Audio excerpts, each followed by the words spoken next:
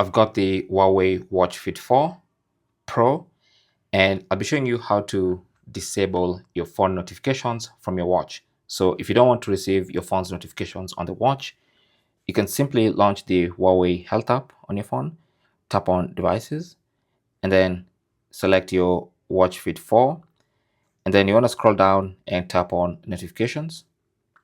And then this is where you can disable notifications from specific apps like this one or like this one. That's going to disable notifications from those specific apps.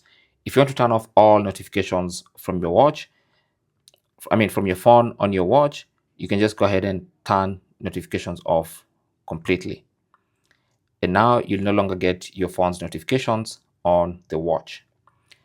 Thanks for watching. Don't forget to like and subscribe. And if you have any comments or questions, talk to us in the comment section. Good luck.